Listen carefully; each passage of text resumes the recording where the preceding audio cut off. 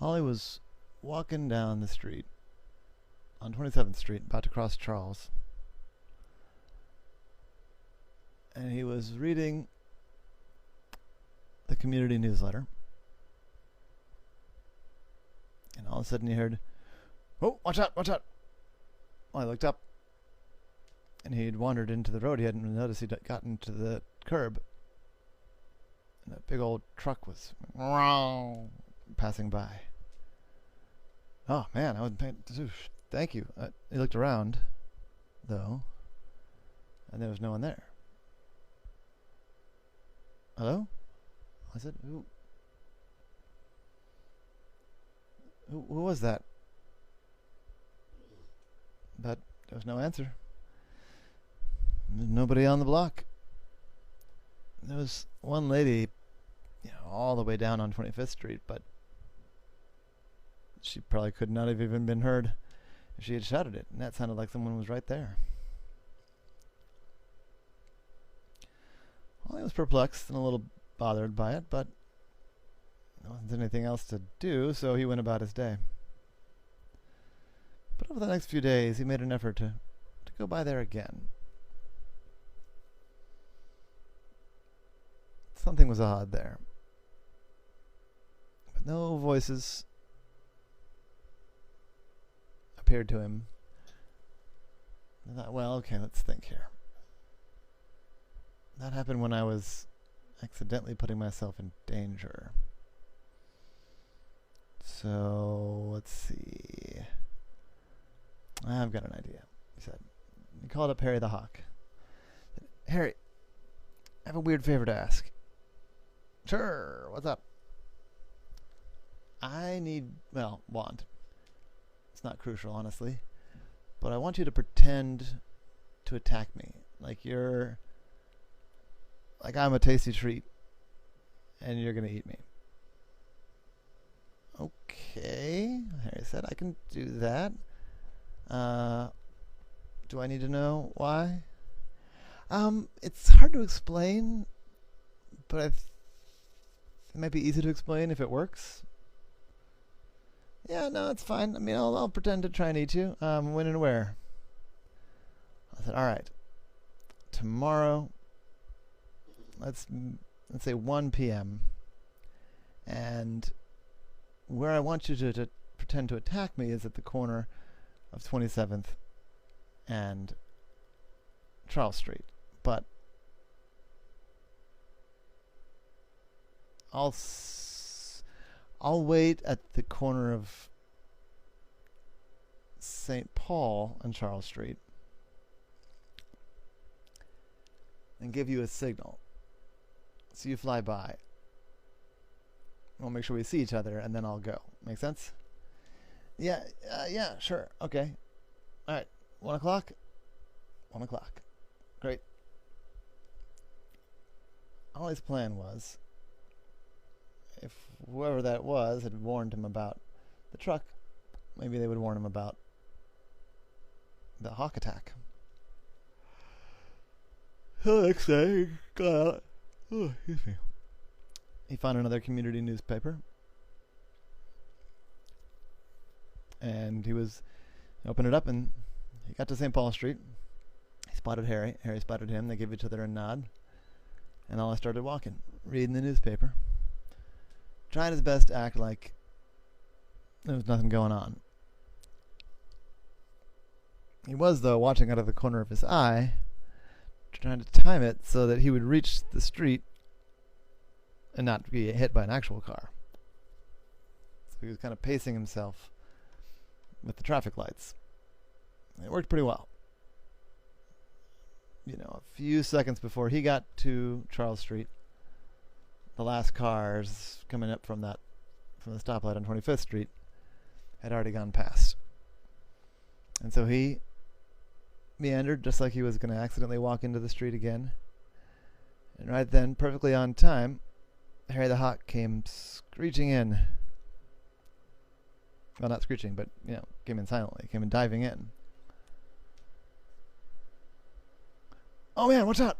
Hawk!" Ollie dove, but then he looked around. Thank you, but who was that? Who was talking? Because there was still nobody there. I knocked on the door of the house there. Maybe it's someone out the window, but nobody answered. And he looked, and the window at the ground level, and even on the second floor, it was shut, wired shut. Definitely not open, and certainly not. Didn't even look like it could be opened easily. Ollie flopped the newspaper down and said, "Well, what the heck? Am I hallucinating? Very specific? Just to this spot?" Harry, meanwhile, was circling around. He wasn't sure, he realized, if he was supposed to just attack the once, or if he was supposed to attack repeatedly. He had missed Ollie on purpose, although Ollie had also made a very nimble dodge. He saw Ollie throw the newspaper down and thought, maybe I'm supposed to go again. So Ollie came in a long, slow attack from the direction that opposite of what Ollie was facing. So come up behind Ollie. He wasn't sure where to play it, because before his plan had been to grab the newspaper, but now the newspaper was on the ground. Thought maybe he'd grab Ollie's. He's wearing a fanny pack. I bet I can grab that. Which wasn't really a great plan, because what Harry wasn't taking into account was that Ollie was, attached to the fanny pack. And unlike the newspaper, he couldn't really snatch that out.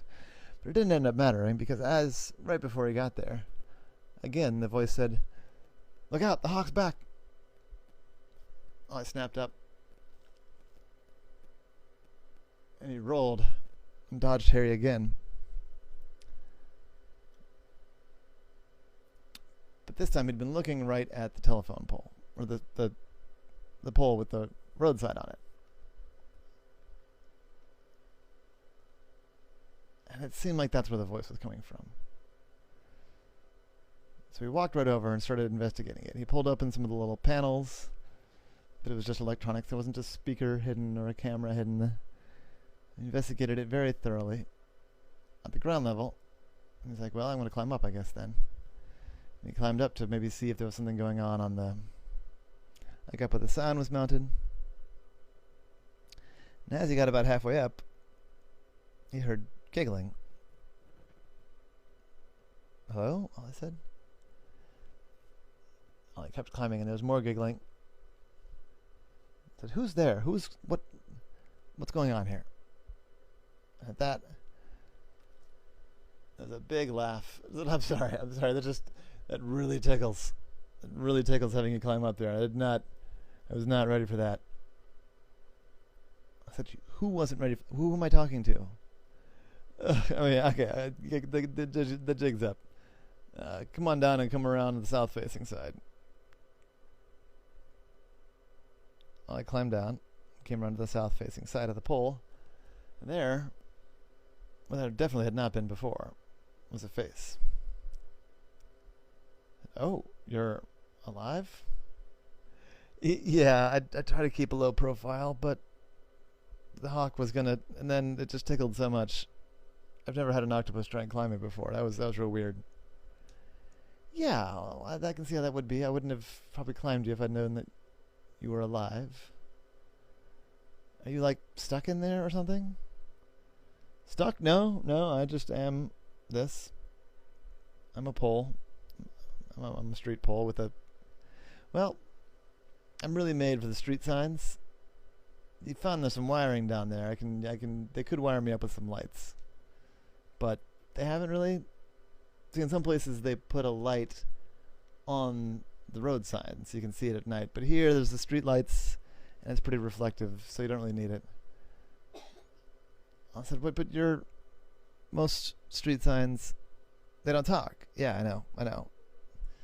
I'm a special case.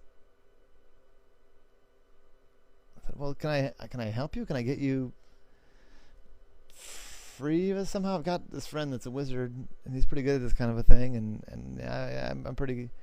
No. It's... I don't mind being a telephone, well, not a telephone pole, but a road sign pole. No, I don't want you to help me. I'm fine. If every once in a while I can help somebody not get eaten by a hawk, so much the better. I said, okay, well, thanks. I suppose I feel like I have to confess now. The hawk is working with me. What? I said, yeah, the hawk's my friend. I was just confused about where the voice was coming from, so I got him to pretend to attack me. Well, now I feel like I've been duped. I've been taken. That's good, though. That's good. That's clever. You're not the first person to try to figure out what my deal is. But I always keep it quiet. Once they notice me, I mean. Why? Why don't you, like, reveal your existence to the world?